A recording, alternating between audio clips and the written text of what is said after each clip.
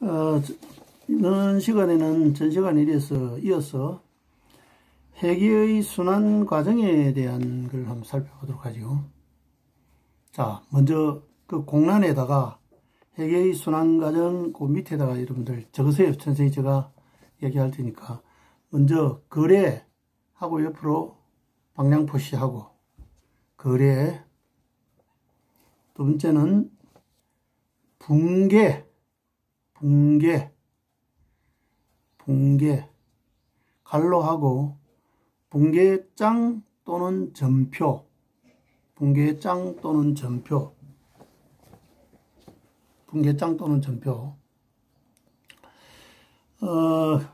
그 다음 다시 이제 또 이렇게 화살 표시를 하고 총계정 원장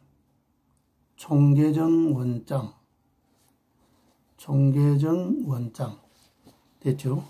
그 다음 또 다시 화살표 시산표 물론 이거는 수정전 시산표죠.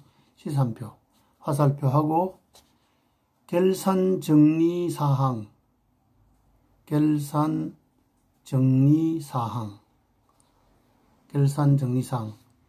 또 다시 이제 또 화살표 하고 수정 후 시산표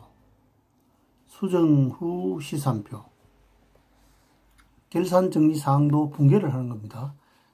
붕괴를 하고 정기를 하는 겁니다. 붕괴 후 정기, 결산 정리 사항도 붕괴, 정기 다 들어가는 겁니다. 그 다음에 수정 후 시산표, 다음에 마지막에 장부 마감, 재무제표 작성. 요 1년의 과정이 바로 회계 순환 과정입니다. 자, 다시 한번 볼까요? 거래가 발생하면은 붕괴를 하거나 붕괴장에 붕괴를 하거나 전표에 기표를 한다. 전표 작성을 한다. 요 붕괴나 작성된 전표 내용이 이 붕괴는 거래가 발생한 순서별로 합니다. 그걸 총계정 원장에 옮겨 적는데, 이건 총계정 원장은 계정 과목별로, 항목별로 모으는 겁니다. 항목별로. 이렇게 해서 이제 그 다음 이제 붕괴된 사항에서 총계정 원장에 옮겨 적는 것이 잘 옮겨 적었는지 혹시 뭐 착오가 있는지 이걸 확인하는 절차에서 시산표를 작성한 거예요. 그리고 이제 기중에 조금씩 발생하지만 그걸 일일이 추적해서 회계 처리하고 기장한다는 것은 실익이 없다. 그래서 연말에 전부 모아놨다고 한 번에 퉁치자 하는 게 이게 결산정리사항들입니다.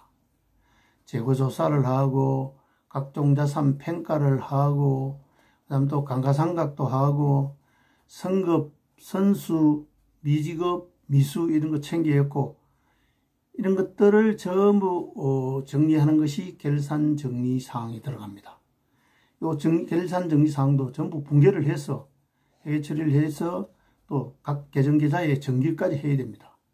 그게 결산정리사항이고 그 다음은 결산정리사항까지 포함된 시산표가 작성되는 게 수정 후 시산표예요. 수정 후 시산표 작성하고 그 다음 각종 장부, 제일 중요한 장부는 붕괴장과 총계정 원장이라고 그랬잖아요. 이거 아직까지 안 배웠죠. 주요 장부는 다음 나옵니다. 장부 마감을 하고 손익계산서와 재무상태표를 작성하면은 1년의 과정이 끝납니다.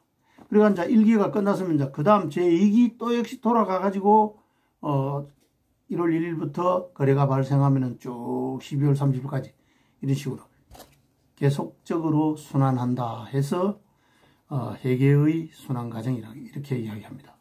자, 거래라고 이야기했죠.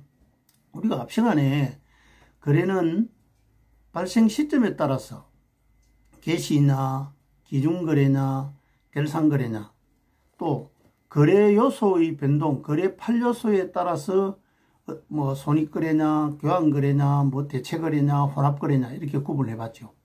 그런데 여기서 또 하나 더 거래를 이야기해야 될 내용이 뭐냐면 회계상 거래. 실제로 경제적으로 봤을 때는 큰 사건이고 큰 거래지만 회계상 거래로 볼 수 없는 것들이 많이 있어요. 자, 예를 한번 들어볼까요? 삼성의 그 이재용 회장이 동남아에 출장을 가서 삼성 컴퓨터를 뭐 100만 대 팔기로 하고 주문을 받아왔다. 이거 엄청난 큰 거래죠. 엄청난 큰 거래잖아요. 그러나 100만 대 팔기로 주문 받아왔을 뿐이지, 약속을 했을 뿐이지, 주문품이 나가거나 선불을, 성금을 좀 받아오나 이런 건 하나도 없어요. 그러면 이거는 거래로 안 본다. 언제, 만약에 성금을 10만 불 받아왔다. 10만 불 받아오면 돈이 들어왔잖아요. 그 부분은 회계 처리를 해야 되겠죠. 그냥 단순히 주문을 받았다. 주문을 했다. 이건 거래가 해야 돼요. 이거 되죠. 사실은 이제 경제적 거래하고 경제적 사건하고는 좀, 회계는 좀 디테일하기 때문에 실제로 주고받고 한 게 있어야 된다. 단순히 주문하고 주문받고, 약속하고 약속받고, 예약하고 계약하고, 이런 것들은, 거래를 안 보는 거예요. 거래를 안 보면 어떻게 하느냐? 붕괴할 필요가 없죠. 회계 처리를 안 한다. 나중에 좀 더 상세한 거래가 이루어졌을 때, 즉, 현금이 주고 가고, 주고받고 했을 때, 이럴 때 이제 다시 이제 회계 처리를 하면 되는 거예요. 자, 다시 한번 정리합니다. 채용하다, 예약하다, 약속하다, 주문하다, 이런 것들은 단순히 주문만 하고 단순히 금전 거래가 없이 주문하고 약속하고 채용한 거예요. 이거는 거래로 안 본다 그런 거 아주 중요하죠. 회계상 거래로 보지 않는 것은 회계 처리를 안 합니다. 그 다음 단계인 붕괴를 안 한다. 반드시 회계상 거래가 되는 걸 붕괴를 한다. 이제 붕괴를 하는데, 이제 붕괴하는 방법은 우리가 이제 그 루카 파초리가 구하는 복식부기 원리에 의해서 한다고 그랬잖아요. 자산, 부채, 자본, 비용, 수익 이 5가지를 어떻게 이 5가지들이 어떻게 변동했느냐? 정감, 발생, 소멸이겠죠. 이 변동 사항에 따라서 차변에 놓아야 될 것이냐, 그렇지 않으면은 대변에 놓을 것이냐, 이걸 갖다가 이제 확정을 해서 기록을 하는 겁니다. 이게 바로 붕괴예요. 나눌 분자잖아요. 왼쪽, 오른쪽을 나누어 놓는다. 자, 한번 예를 들어 볼까요? 상품을 100만원치 팔았어요. 어떻게 하고? 현금 받고. 그럼 우리인데 들어온 거는 뭐가 들어왔어요? 회사에 들어온 거는 현금이 들어왔죠. 나간 거는 뭐가 나왔어요? 상품이 나갔죠. 얼마짜리 상품을 100만원 받고 팔았나? 80만원짜리 상품을 100만원 받고 팔았다. 그럼 나가는 거는 얼마치 상품이 나갑니까? 80만원치가 나가잖아요. 나가니까 감소. 현금이 들어오니까 증가. 이렇게 되는 거예요. 그럼 증가와 감소. 즉, 들어오면 현금은 증가, 나가면 감소. 이런 건 이제 구분해야 되는 겁니다. 여기 구분되면은 이제 붕괴가 되는 거죠. 그래서 붕괴를 해서 붕괴장에 이제 기록을 했는데, 이 내용들이 정확하게 붕괴장에서 그 총계정 원장에 적는 걸 갖다가 옮겨 적기 때문에 이걸 전기라고 합니다. 전기. 옮겨 적는다. 전기한다. 붕괴된 내용이 총계정 원장으로 전기하는 것. 이 전기 방법은 사실은 뭐 아주 간단합니다. 나중에 설명드리겠지만, 붕괴된 거는 모든 항목들이 발생 순서별로 쫙 이렇게 나열되어 있어요. 하루에 10만 건 거래가 발생했다고 하면 10만 건이 차례대로 발생된 순서대로 쫙 적혀 있는 거예요. 항목별로는 막 뒤죽박죽이 되어 있죠. 발생된 그 차례대로 기록되어 있으니까. 그 다음에 이 총계정 원장에는 이제 발생된 순서가 중요한 게 아니고 항목별로 쫙 갑니다. 현금은 현금대로, 뭐 또 당좌 예금은 당좌 예금대로 항목별로 집합시킵니다. 그게 다르죠. 자, 붕괴장은 발생한 순서별로 기록하고, 물론 복식부기 원리에 의해서 기록하는 거죠. 그 다음에 총계정 원장에는 발생된 순서별로 하는 게 아니고 각 항목별로 기록을 한다. 그런 거. 그게 큰 차이점입니다. 이렇게 된 다음에 이제 붕괴장에서 총계정 원장에 아무 이상 없이 잘 전기가 됐는지 확인하는 절차가 시산표다. 시험 삼아서 한번 계산해 본다. 이 시산표예요. 트라이얼 밸런스 시트. 보통 경우는 T하고 B로 해요. TB. 트라이얼 밸런스 시트를 따서 TB로 이렇게 표시합니다. 시산표도 이제 뭐 학계 시산표, 잔액 시산표, 학계 잔액 시산표 여러 가지 종류가 나오는데 이건 또 나중에 가서 배우게 되고요. 이렇게 이상이 없다. 여기서 이제 이상이 없다, 있다는 어떻게 발견하느냐 하면은 시산표의 차변에 나오는 자산, 비용, 수입, 합이 100이다. 대변에 나오는 자본, 부채, 자본, 부채, 수익이 100이다. 차변의 합계와 대변의 합계가 딱 일치하면은 이상이 없다 이렇게 되는 겁니다. 그래서 물론 이렇게 했다고 전부가 다 이상이 없는 건 아니에요. 이렇게 이제 이런 기능이 있기 때문에 시산표는 복식회계에서 시산표는 자기 검증 기능이 있다. 자기 검증 기능이 있다.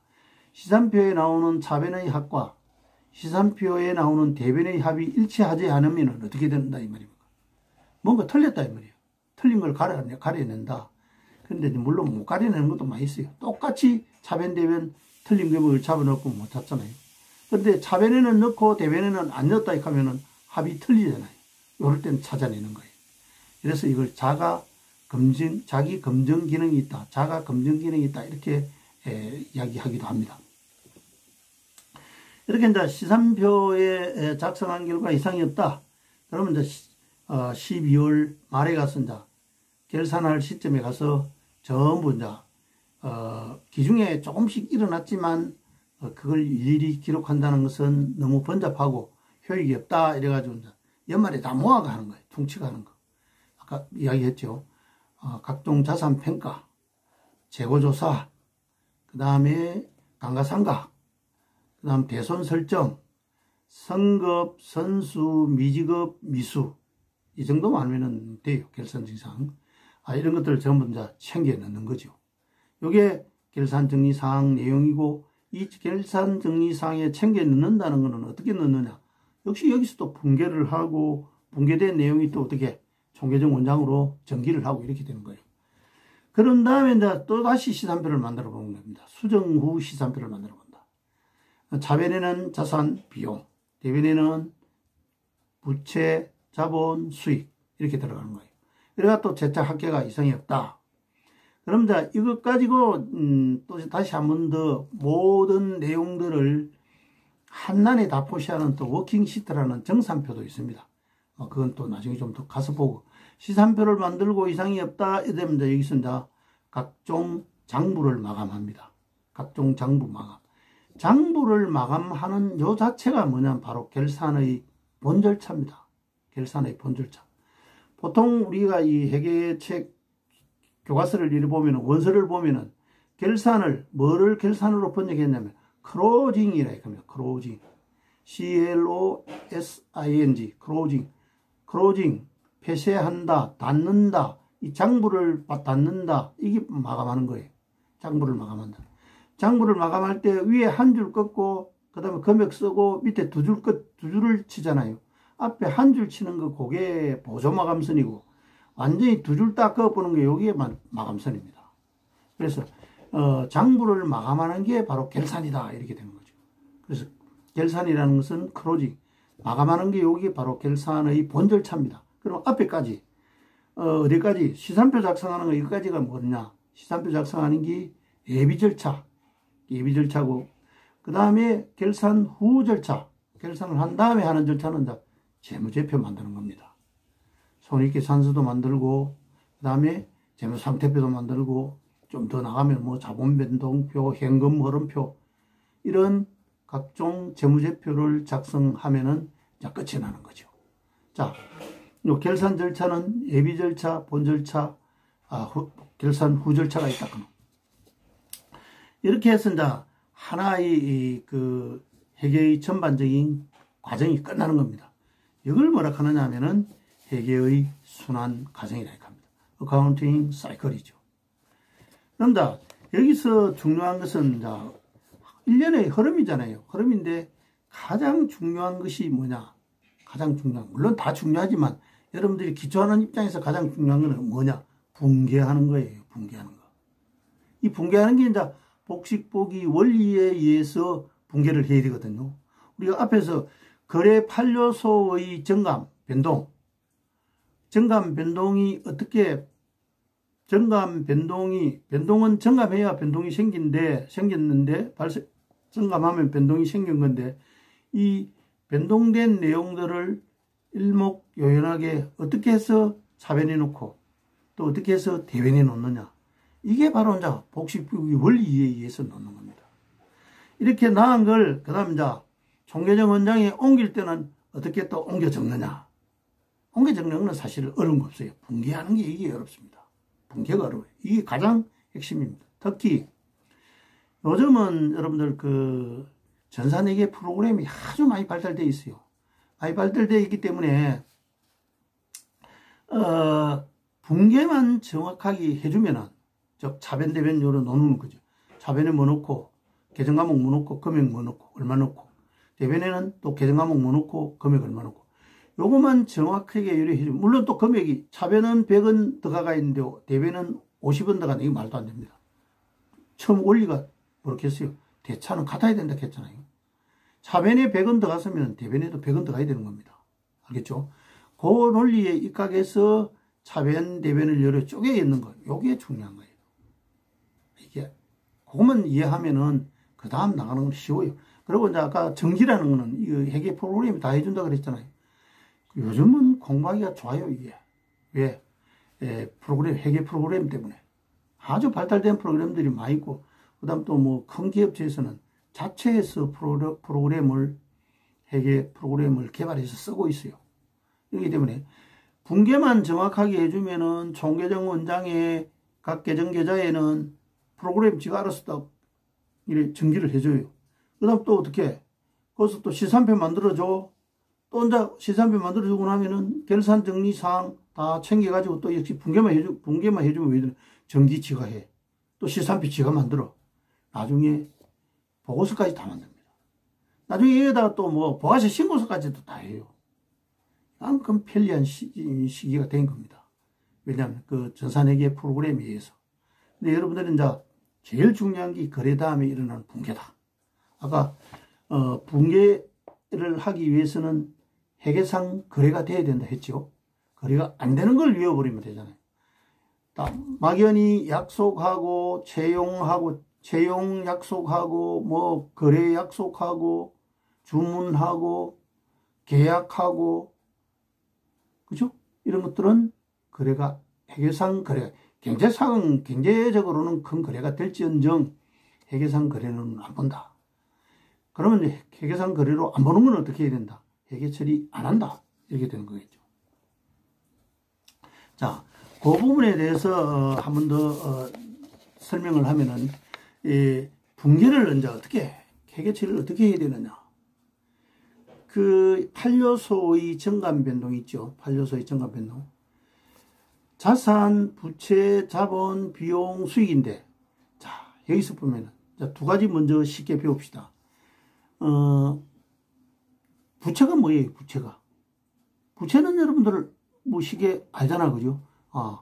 우리 시설에서 빌린 돈, 그 다음 또, 우리 회사에서 빌린 돈, 또, 그 다음 또, 뭐, 우리 가게에서 빌린 돈, 앞으로 갚아야 될 의무잖아요. 부채, 채무, 이렇잖아요. 차입하다, 그럼 빌려왔다, 부채가 늘어나죠. 상환하다, 갚았다, 그럼 부채가 감소하죠. 부채를 변제하다, 부채가 감소하죠.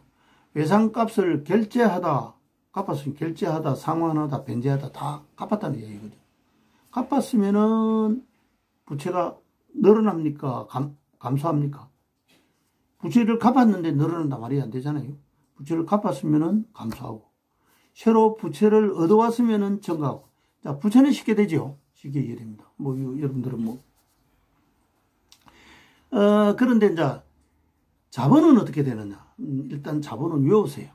자본은 뭐가 자본이고, 장사하는 사람일 경우에는, 장사하는 사업가일 경우에는, 개인 사업자라도, 자기가 처음에 사업을 시작하기 위해서 내놓은 미천, 이게 자본입니다. 미천.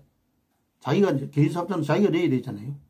자기가 내야 된다. 집에 있는 돈 1억을 가게에 갖다 놨다. 이거 갖고 뭐 비품도 사고 상품도 사고 그다음 또 뭐 식당인 것도 뭐 주방도 꾸미고 자기가 출자하잖아요. 개인 사업인 것도. 근데 여러분들이 근무하는 기관이나 이런 비영리 기관이나 또는 영리 기관은 다른 사람으로부터 출연을 받습니다. 출연을 받았다. 출자를 받다. 출자를 했다. 출자하는 거는 여러분들 시설에서 하는 것이 아니고 여러분들한테 투자하는 사람들이 하는 거예요. 그런 경우만 자본금으로 보면 됩니다. 기본금, 이것도 자본금입니다. 여러분, 그 기관마다 조금 다른 계정감을 쓰고 있거든요. 기본금을 출자받았다, 출연받았다, 그럼 자본이 증가되는 겁니다. 적자가 나가지고 자본에서 공제했다 하면, 즉, 자본을 까먹었다. 자본 잠식이라는 말이 있거든요. 적자가 나가지고 도저히 이 적자를 그냥 둘 수가 없어. 메꿔 열 방법이 없어가지고 내년도에 가가지고 이 마이버리가 이 적자 메꿔 열 수 있으면 괜찮은데 누적적으로 막 적자가 생긴다. 몇 년간. 그럼 할 수 없이 자본에서 까먹어야 됩니다. 이런 경우, 그럼 자본에서 적자를 메꿔했으면 자본이 감소되겠죠. 이런 감소되는 경우는 잘 없어요. 출연받았다, 출자받았다. 이거 하면 자본 증가하면 됩니다. 자, 그럼 부채와 자본은 이야기가 되는데, 그럼 자산은 뭐고? 자산은 이 차변에 남는다, 차변에 뭐 시산표 할 때도 차변에 자산이다. 이래 자산이 뭐고? 회계 교과서 보면은 막 이렇게 기록해 놨습니다. 자산이란 미래 용역 잠재력이 있으면 자산이다. 그러다 또 원서를 Future Service Potential. 미래의 용역 잠재력. 미래의 용역 잠재력. 정말로 고급스러운 말들입니다. 도저히 좀 어렵다, 이거. 무슨 말인지 잘 못 알아듣겠다. 그럼 조금 더 풀어보자, 그러면. 왜 기업이 보유하고 있는 자산은 왜 보유하고 있노? 미래에 돈 벌라고 수익 창출력이 있으면 미래에 수익 창출하는 데 쓰일 수 있으면 자산이다. 용역 잠재력 했다가 이제 수익 창출했어요. 조금 전에 앞에 제가 말해버렸어요. 그거보다 더 쉬운 이야기가 뭐냐면 미래에 돈벌이를 하기 위해서 보유하거나 소유하거나 운용하거나 하는 게 이게 바로 자산입니다. 그러면 미래에 돈벌이를 하기 위한 이 자산은 왜 갖고 확보하노? 빚을 내거나 차입이잖아요. 부채잖아요. 빚을 내거나 안 그러면은 주인이 출자를 하거나 주인이 출자한 돈하고 빚내온 돈하고 이것 갖고 뭘 구성하노? 자산을 구성하는 겁니다. 돈벌이 하기 위해서 이제 준비를 하는 거죠. 차도 사야 된다. 기계 제조업인 것도 기계장치도 사야 된다. 또 뭐 비품도 사야 된다. 건물도 있어야 된다. 이런 자산들은 결국 이 자산은 뭐가 합쳐진 기냐? 자본하고 부채하고 두 개 합친 게 이 자산하고 이꼬르가 항상 돼야 되는 겁니다. 아주 중요한 이야기예요. 이 자산은 돈벌이 하기 위해서 가 있는 기다. 우리 기업에서 또는 근데 여러분들은 자꾸 이제 돈벌이 그러니까 좀 다르죠. 여러분들 주 목적이 이 기업의 경우에는 주 목적이 영리 기업이니까 영리를 목적으로 하잖아요. 물론 사회적 책임도 해야 되지만 사회적 책임 하려고 하면 첫째는 돈을 벌어야 됩니다. 그렇죠? 근데 여러분들은 대부분이 이제 비영리 기관이기 때문에 자꾸 내가 이 돈벌이 이야기를 하면 좀 거리감이 있는데 어차피 이 해결하는 자체가 비영리 해결을 위해서 처음부터 출발하는 건 아니고 복식부의 원리도 영리를 위해서 만들어진 거거든요. 그런데 이제 그 중에서도 여러분들이 운영하고 있는 그런 기관들 중에서도 이제 수익 사업을 하는 부분이 있어요. 수익 사업 아니고 고유 목적 사업과 수익 사업 이 두 가지로 나누거든요. 고유 목적 사업은 예를 들어서 종교단체 같은 종교를 보급하기 위해서, 그죠? 그 다음 또 사회복지시설인 것도 그 복지시설에 맞는 요양이라든지 안 그러면 의료라든지 이런 각종 각각의 기관의 고유로 설정한 목적이 있단 말입니다. 이 목적 수행을 하기 위한 게 비영리법인의 설립 목적이거든요. 영리법인의 성립 목적은 수익 창출하려고 있는 거고, 이제 그렇게 크게 다르죠. 다른데 이제 일부 아주 적게 이제 이런 비영리법인에서도 자기들 그 수익 사업하는 규모는 크지는 않지만 하는 경우는 있어요. 그런 것 같으면 이제 이 와닿는데 그렇지 않는 것 같으면 좀 생소한 그런 감이 드는 건 틀림없을 거예요. 그런데 설명을 쉽게 하기 위해서는 또 영리 쪽의 사업을 예를 들어야 설명이 쉽습니다. 또 여러분들이 이해하기가 쉽고 그 점 여러분들이 양해를 하고 들어야 됩니다. 그러면 이제 자산이라는 이야기를 했어요. 제일 큰 등식이 재무상태표라는 등식인데 자산은 이꼬르 부채 플러스 자본이다. 자산은 이꼬르 부채 플러스 자본이다. 이렇게 되는 거예요. 자산은 이꼬르 부채 플러스 자본. 빚내온 거하고 출자한 거하고 요거 갖고 뭐 돈벌이 할 거 다 준비한 거예요. 그렇죠? 그 여기에서 나오는 내용 자체가 자산은 항상 차변에 존재합니다. 왼쪽에 정가가 생기면 왼쪽에 놓고 잔액도 왼쪽에 놓습니다. 정가 쪽에 항상 잔액이 생깁니다. 자, 이번 시간에 딱 정가가 되는데 잔액이다. 부채 자본은 정가가 어느 변이냐면 대변입니다. 대변에 항상 잔액이 생깁니다. 그러니까 자산은 이꼬르 부채 플러스 자본이니까 같은 변에 있으면 안 되잖아요. 사업하기 위해서 돈 벌기 위해서 빚내온 거하고 자금을 빚내온 거하고 그 다음에 주인이 또는 주주가 출자한 거하고 그거 합쳐가지고 뭐 돈벌이 하는데 써야 될 거 아닙니까? 돈벌이 하는데 써야 될 거거든요. 그래서 항상 부채와 자본을 합치면은 자산이 되는 겁니다. 이게 바로 재무상태표 등식이에요. 자, 이 시간에 딱 숙지해야 될 거는 자산은 이꼬르 부채 자본이다. 뭔지 몰라도 돼요. 강론으로 들어가서 할 테니까.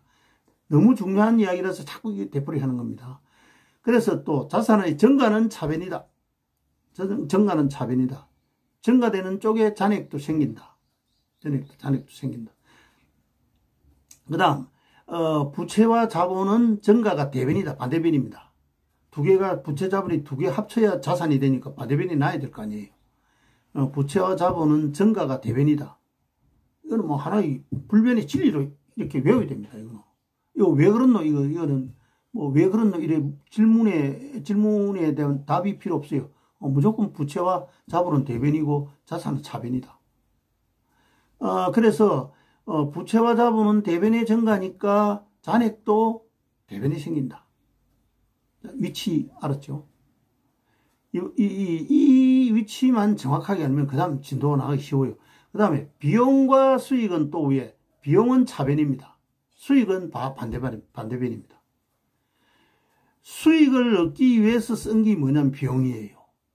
비용은 왜 발생하느냐? 반대편에 있는 오른편에 있는 수익 없이 비용 쓰면 이거 그 회사는 곧 망합니다. 비용 1억 들었는데 수익 하나도 없어. 그럼 그 회사는 안 되죠. 비용을 1억 들었는데 수익이 1억 2천, 1억, 2억 5천 뭐 이렇게 돼야 됩니다. 물론 뭐 적자 나는 경우도 있긴 있겠지만 그걸 목적으로 하는 거. 그래야 수익이 창출돼야만이 영리 기업으로서의 그 목적을 실현하잖아요. 비용은 차변의 발생, 수익은 대변의 발생. 자리입니다. 자기 자리. 비용의 정가 또는 발생은 차변. 정가가 차변이니까 비용이 소멸되면 어떻게? 대변. 그 다음 수익 정가 또는 발생이 대변이니까 수익이 감소 또는 소멸되면 반대변에 보내버리면 돼요. 항상 그 역되는 경우에는 그 거래의 역 반대가 되는 경우에 반대편에 보내버리면 되는 거예요. 요 자리 지키는 게 아주 중요합니다. 8요소의 자리, 자산 차변, 정가 잔액 차변, 비용 발생 차변, 정가 차변, 대변에 자본, 부채, 정가 대변, 잔액 대변, 수익, 정가 발생 대변. 요까지예요. 이것만 확실하게 이제 자리 잡으면은 그 다음에 이제 어떤 것들이 자산 계정이고 어떤 것들이 비용 계정이고 어떤 것들이 자본 또는 부채 계정이냐 수익 계정이냐 이거 알면은 이제 그 다음 놓이는 자리를 알아버렸어요. 그 다음 이 놓이는 자리를 확실히 다 알아버리면은 복식북이 기초 다인 겁니다. 복식북이 기초 다인 거예요. 그러니까 이 부분을 내가 많은 시간을 할애해가지고 좀 설명했잖아요. 여러분들 정리해야 될 거는 지금 핵심 모르겠어요. 붕괴입니다. 붕괴. 붕괴가 차변되면 어떻게 놓는다. 어떻게 몇 가지 요소로 놓노. 크게 분류하면은 5가지. 거래 요소로 따지면은 8가지. 자산, 부채, 자본, 비용, 수익. 자산 정감, 부채 정감, 자본 정감, 비용 발생, 수익 발생 이런 8요소가 되는 겁니다. 자, 여기까지 하죠.